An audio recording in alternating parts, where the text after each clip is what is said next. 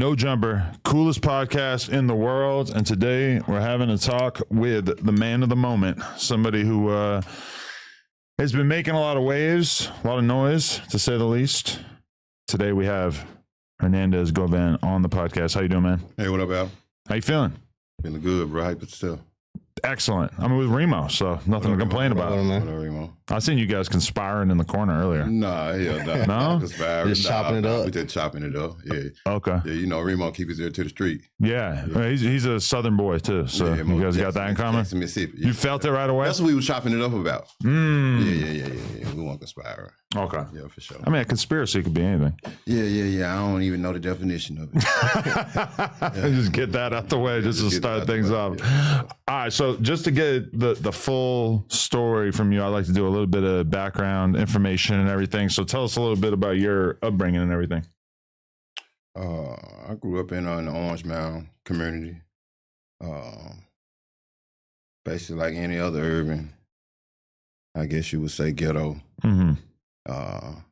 Drugs, violence, you know, all of it was around me every day, all day. So, you know, it was impossible to escape. So, you know. What was your home life like?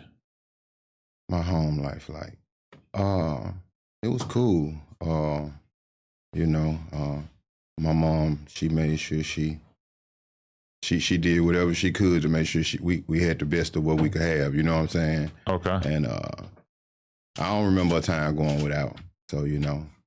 And if my mama didn't have it, my grandmama did, so, you know. Okay, and Pops just wasn't around? Nah, my Pops was, shout out to my Pops, because we cool now, you know what I'm saying? But growing up, my Pops wasn't in my life, you know, but he was just married to the streets. Okay. You know, I understand. I don't hold it against him or nothing like that. So my Pops actually came to my trial, so, you know. So you would see him from time to time, even though he wasn't really in the family life? No, it was times I probably went, 10, 15 years without seeing my dad. Really? Yeah, so, you know. But I knew who he was, and then when I got older, when I would bump into him, you know, when I got to moving around the neighborhood, getting money, and I see him, you know, and I still always give him $20, $30 or whatever, you know, whenever I see him, just because he was my dad. Oh, you're making it sound like he wasn't doing too good. Yeah, my pops was at one point in time, he was having a rough patch, but he good now, though. Yeah, He got 2 Cadillacs, a Lexus, Oh, and everything. Wow. With one leg. With one leg? Yeah, with one leg. Yeah. Where'd the leg go? He had to have it amputated. Yeah, for sure. It'd be like that. Yeah. Damn. Like, describe us Orange Mound, because like when we hear Orange Mound, that's in Memphis, right? Yeah, for sure. That's a neighborhood in Memphis. Yeah, neighborhood. North, sure. south, east. It's more so south. Oh, South Memphis. Yeah. Close. It's not South Memphis, but you know, right borderline. Like, yeah. What rappers come from Orange Mound? A-Ball and MJG. We got Eddie Valero. Right. He hot right now, the little homie from the hood. He hot doing his thing, been doing his thing for a minute. That's not where Project Pass from?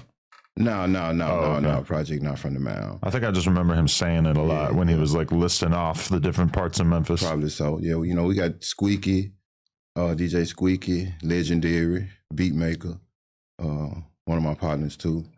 So yeah, for the most part, if I'm missing anybody, man, forgive me. And you would you say you were more interested in like the streets, or were you interested in business and the music side of things as well as a young dude?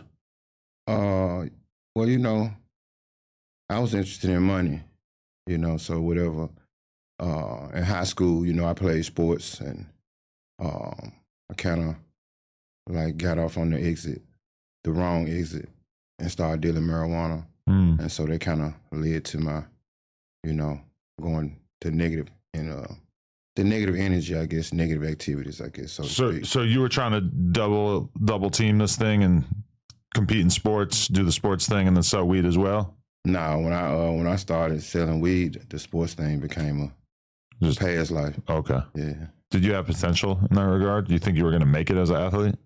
Definitely. I was very athletic. I got a lot of scholarships in track or whatever, running track, going to different colleges or whatever, but I turned it down because I felt like the fast life, the streets was the thing to do at the time. I mean, that's one extremely consistent thing doing this podcast is that I'll always be talking to somebody who had like a ton of potential with sports or education, and then they'll just get like a little taste of the street life and they're just done. Yeah. Once you make your first bankroll, it's almost over with. It's like the streets got the hooks in your back. Yeah, if you like money, But really, when you're looking at it that way, like in school, I'm gonna give you an example. Like, I guess the dudes that gamble and could dress real good, and maybe a few of us did have a little marijuana in the 12th grade or whatever. We thought that we were the flyest dudes in school, and we laughed at the dudes that was basically going to college that did they homework and all of that shit, you know what I'm saying? So, but the whole time we was the fools. We was laughing at them. We was the fools because if you look at them right now, they living a great life, no felonies, dating the same type of girls that street dudes could, you know what I'm saying? And they got money. So, we just chose the quick route, which was the dumb thing to do. Would you say you were influenced more by like music or the people that were around you in the neighborhood? Nah, it was definitely my environment and the people. I grew up around hustlers. Yeah. I grew up on Bradley.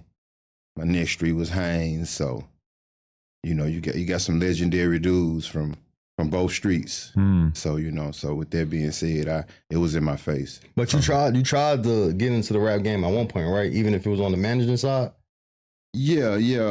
Well, I wouldn't necessarily say I tried to get in the rap game. I guess you can say that. I tried to make an investment. Yeah. I was approached about making an investment with Moneybag and by a close partner of mine named Lil Larry. Yeah, I missed out on it?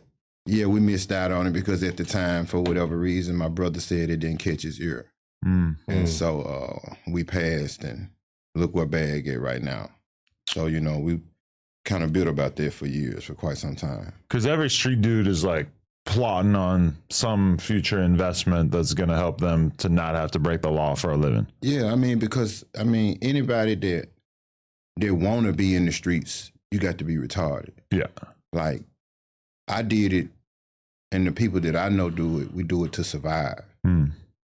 To take care of the kids or whatever, and take care of yourself or whatever, just to make a way of living. It may not be legal, but you surviving and you paying the bills.